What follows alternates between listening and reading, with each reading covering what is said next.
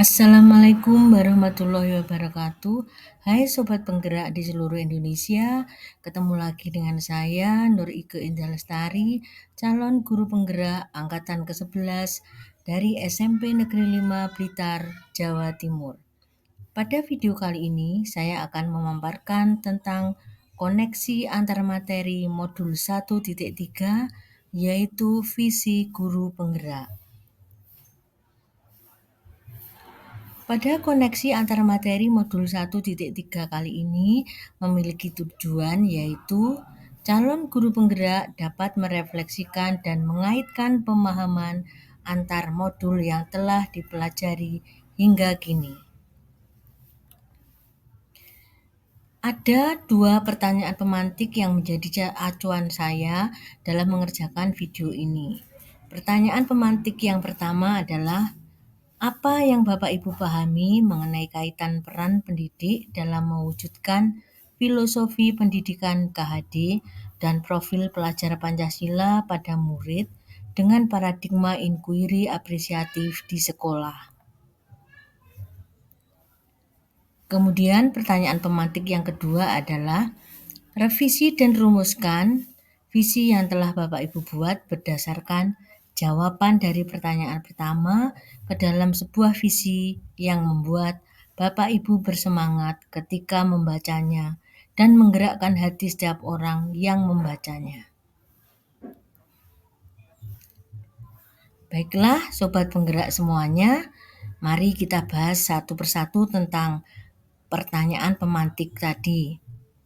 Pertanyaan pemantik pertama, apa yang Bapak Ibu pahami mengenai kaitan peran pendidik dalam mewujudkan filosofi pendidikan KHD dan profil pelajar Pancasila pada murid dengan paradigma inquiry apresiatif di sekolah?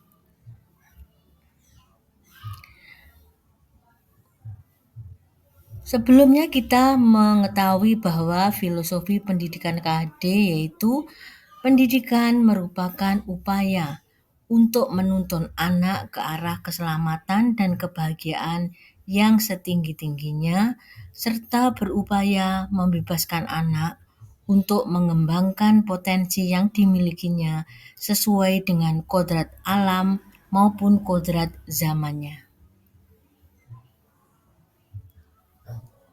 Kemudian, profil pelajar Pancasila dalam hal ini menekankan pada pembentukan karakter kuat yang mencakup 6 hal. 1. Beriman dan bertakwa kepada Tuhan Yang Maha Esa dan berakhlak mulia. Yang kedua, mandiri. Yang ketiga, bergotong royong. Keempat, berkebinekaan global. Kelima, bernalar kritis. Dan yang keenam adalah kreatif. Elemen-elemen yang ada pada profil pelajar Pancasila yaitu bahwa beriman dan bertakwa kepada Tuhan Yang Maha Esa dan berakhlak mulia mempunyai arti dan contoh yaitu akhlak pribadi kepada manusia, akhlak kepada alam, dan akhlak dalam bernegara. Kemudian berkebinekaan global yaitu mengenal dan menghargai budaya dan tanggung jawab terhadap pengalaman kebinekaan. Selanjutnya bergotong royong, yaitu kolaborasi atau kepedulian dan berbagi. Sedangkan untuk kreatif, yaitu menghasilkan gagasan, karya, dan tindakan yang orisinal. Dalam hal bernalar kritis, yaitu memperoleh dan memproses informasi, menganalisis, mengevaluasi, refleksi, serta mengambil keputusan. Dan untuk mandiri yaitu kesadaran akan diri dan situasi.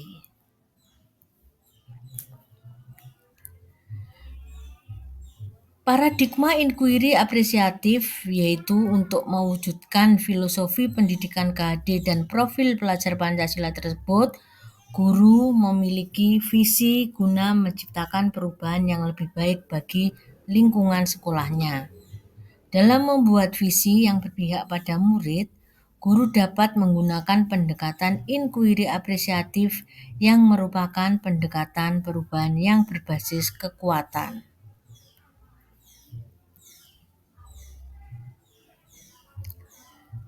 Dalam hal ini, visi saya, yaitu visi guru penggerak, adalah mewujudkan peserta didik yang mantap, yaitu mandiri, agamis, nasionalis, terampil, aktif, dan berbudi pekerti luhur sebagai implementasi profil pelajar Pancasila.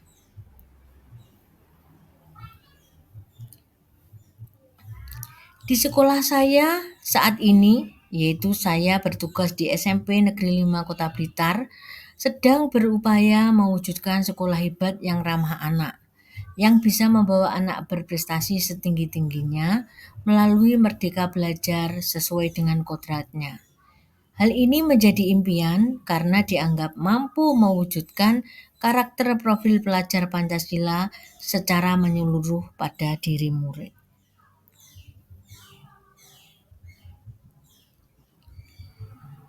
Untuk peran dalam visi guru penggerak, berdasarkan upaya yang ingin dikembangkan pada lingkungan sekolah saya, iklim budaya SMP Negeri 5 Blitar, maka saya telah menentukan prakarsa perubahan yang telah saya rumuskan menggunakan paradigma inquiry apresiatif melalui tahapan kanvas Bagja untuk mewujudkan upaya tersebut.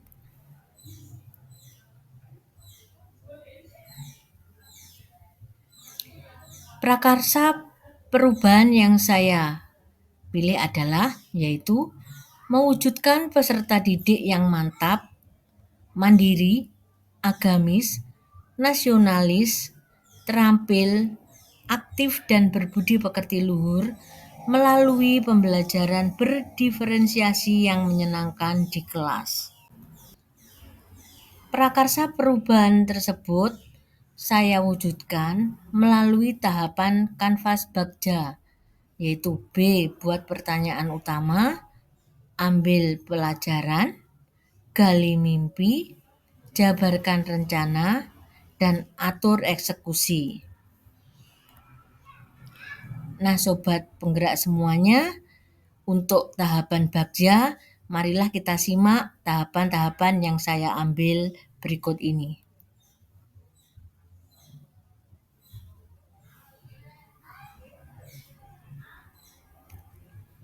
Tahapan Bagja yang pertama, B. Buat pertanyaan utama.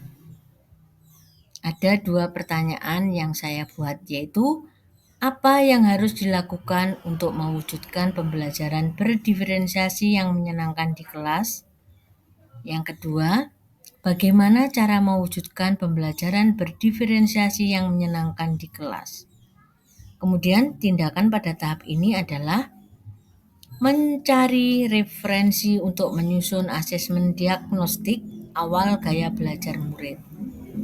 Selanjutnya, melakukan asesmen diagnostik awal dengan mengisi kuesioner atau wawancara langsung. Kemudian, berkolaborasi dengan teman sejawat untuk mendapatkan informasi tentang pembelajaran berdiferensiasi. Dan yang terakhir, berdiskusi dengan murid tentang pembelajaran yang menyenangkan bagi mereka itu seperti apa.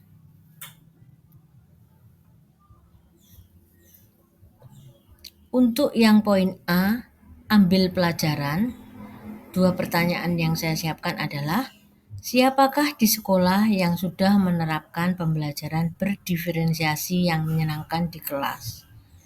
Kemudian, aktivitas apa yang dilakukan untuk menerapkan pembelajaran berdiferensiasi yang menyenangkan di kelas? Sedangkan tindakan yang saya ambil pada tahap ini yaitu 1. Mencari contoh nyata bagaimana pembelajaran berdiferensiasi yang menyenangkan di kelas itu diterapkan. Bisa melalui wawancara, berbagi praktek baik di Kombel atau PMM. Yang kedua, melakukan sharing, wawancara, survei tentang pengalaman atau pendapat baik dari kepala sekolah, rekan sejawat, murid dan orang tua serta pihak terkait lainnya. Pada poin gali mimpi, ada 2 pertanyaan. Yang pertama, apa kebiasaan-kebiasaan baru yang saya lakukan jika telah melaksanakan pembelajaran berdiferensiasi yang menyenangkan di kelas. Yang kedua, bagaimana perasaan saya dan murid jika telah melaksanakan pembelajaran berdiferensiasi yang menyenangkan di kelas. Upaya atau tindakan yang saya lakukan pada tahap ini yaitu terciptanya pembelajaran yang aman, nyaman, dan menyenangkan. Kemudian terwujudnya pembelajaran yang berpihak pada murid.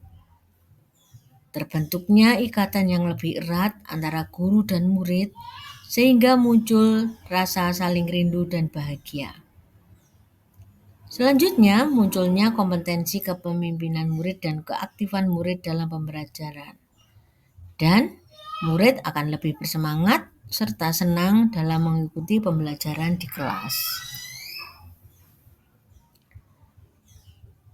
Pada poin jabarkan rencana, dua pertanyaan yang ada adalah apa langkah pertama yang dilakukan untuk menerapkan pembelajaran berdiferensiasi yang menyenangkan di kelas? Kemudian apa tindakan yang mendukung pelaksanaan proses pembelajaran berdiferensiasi yang menyenangkan di kelas? Sedangkan tindakan pada tahap ini yaitu 1. Berkolaborasi dengan kepala sekolah, rekan sejawat, komite, dan pihak terkait lainnya. 2. Merancang program pembelajaran berdiferensiasi dengan model pembelajaran yang inovatif dan menyenangkan. 3. Menerapkan rencana kegiatan pembelajaran berdiferensiasi yang telah dirancang sebelumnya.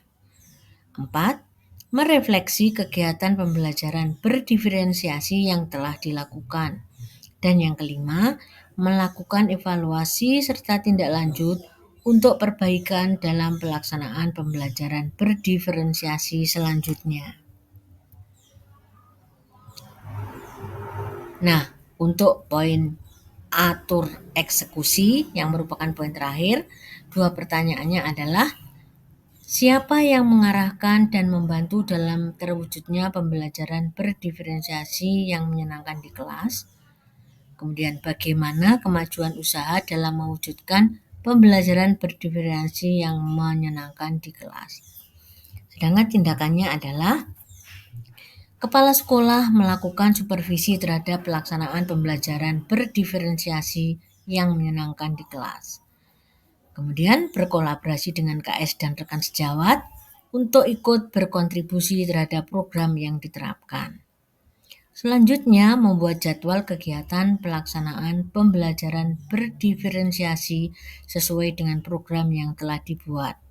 Dan yang terakhir, selalu melakukan refleksi terhadap pelaksanaan pembelajaran berdiferensiasi yang telah dilaksanakan.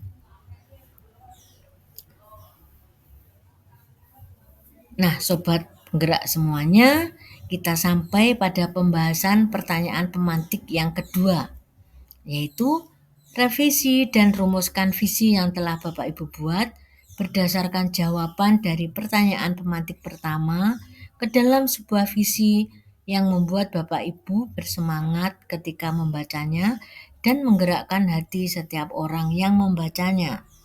Untuk menjawab dari pertanyaan pemantik yang kedua ini, maka visi guru penggerak saya yang sebelumnya adalah mewujudkan peserta didik yang mantap, mandiri, agamis, nasionalis, terampil, aktif, dan berbudi pekerti luhur sebagai implementasi profil pelajar Pancasila.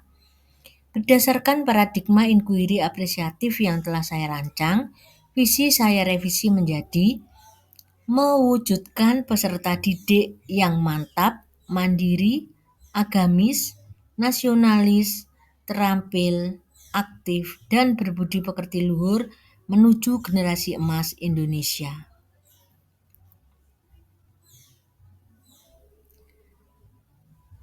Mengapa saya merevisi visi saya? Alasannya adalah 1. Visi saya yang baru lebih mewujudkan merdeka belajar pada peserta didik. Yang kedua, visi saya yang baru lebih fokus pada pencapaian karakter yang diinginkan. Yang ketiga, visi saya yang baru lebih terhubung dengan iklim budaya sekolah. Sedangkan yang keempat, visi saya yang baru lebih terarah pada terciptanya generasi yang siap menghadapi tantangan global sesuai dengan kodratnya. Demikian tadi penjelasan dan pemaparan tentang koneksi antar materi modul 1.3. Semoga video ini bisa bermanfaat dan dapat menginspirasi sobat penggerak semuanya. Demikian, terima kasih. Salam guru penggerak. Semoga tergerak, lekas bergerak, dan mari menggerakkan. Wassalamualaikum warahmatullahi wabarakatuh.